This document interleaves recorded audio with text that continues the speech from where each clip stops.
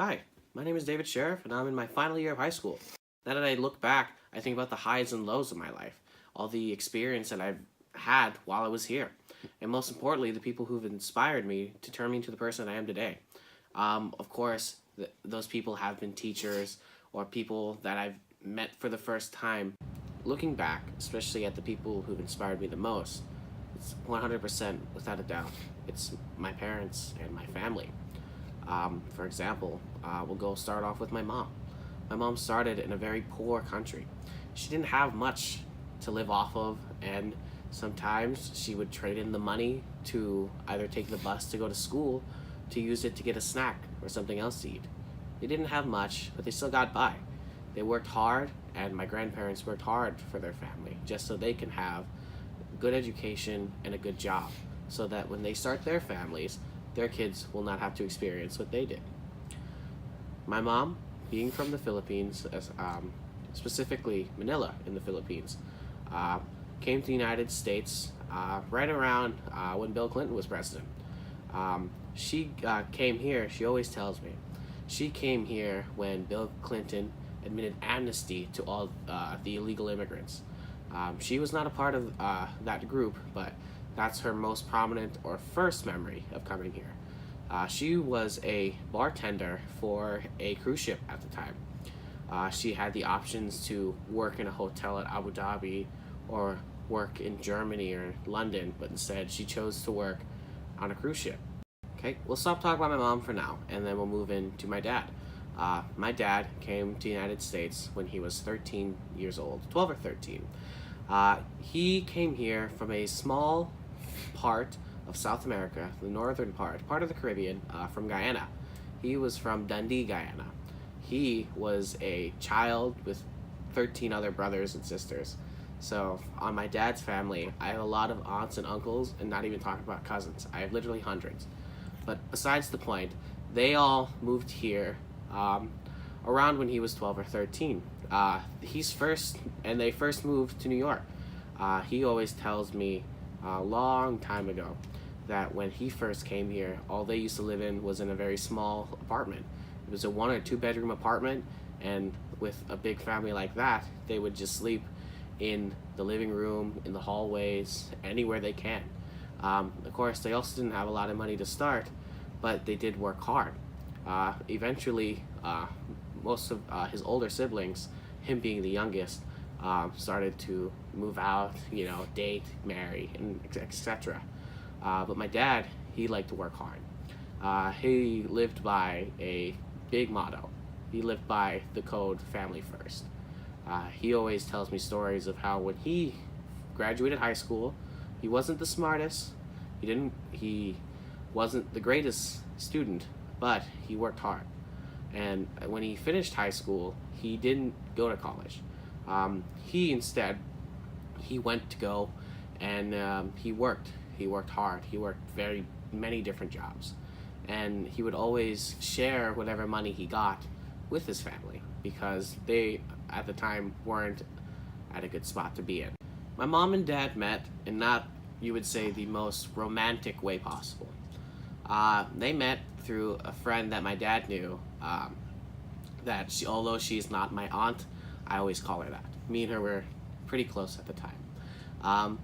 She knew my mom at the time, and they set her up. This lady, being my aunt, owned a laundromat place at the time, and when my dad was living still in Queens and still working hard for his family, he was going to this coin machine place where my mom was incidentally going to this place too.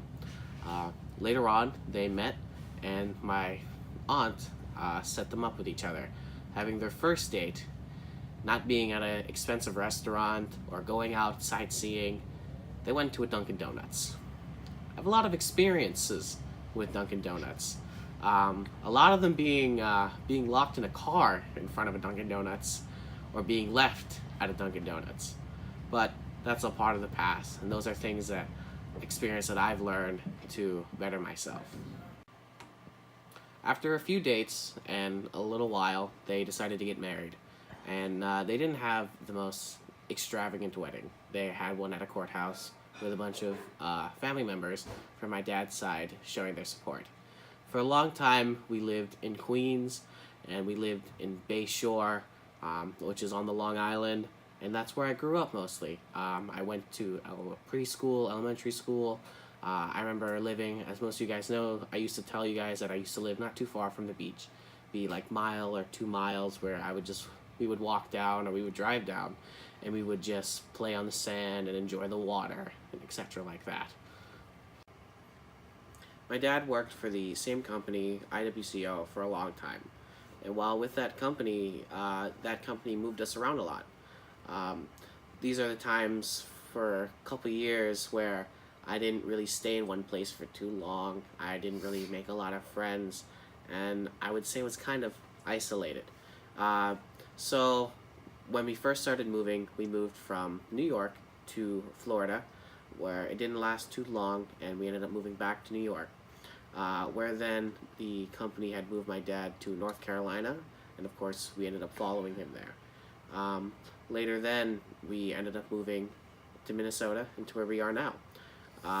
And now my dad had a solid place where he knew he wasn't going to keep moving his family around. So my mom decided, well, it's time for me to do something better for the family. So she was the first person to go to college. She went to a 2-year technical school and became a medical assistant.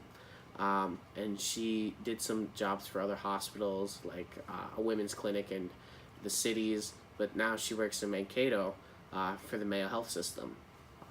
So now that being where I am today, they always remind me constantly to never take the things that I have for granted, because I live in a house, not an apartment anymore, and that I have furniture and electronics and all these things that aid me in life. It's just never take them for granted. My parents would always remind me that I have to be lucky that I am living like this and other people aren't. They always push me to become the better person that I am today, especially now that we are seniors. They especially kind of crack down hard, saying, well, do you have any idea what you want to be when you grow up? Where do you want to go for college? What do you want to study? What do you want to major in? What do you want to do with your life? These are very important questions that I'm sure not all of us can answer, but are very sequential to our life. So when these are coming times around, so especially in this time around where I need them the most, they're there for me, and they give me ideas and they help me out. Although they don't have a lot of experiences dealing with college or student loans, they know that they want to do what's best for me and eventually for my brother. So they are the biggest and most important people in my life.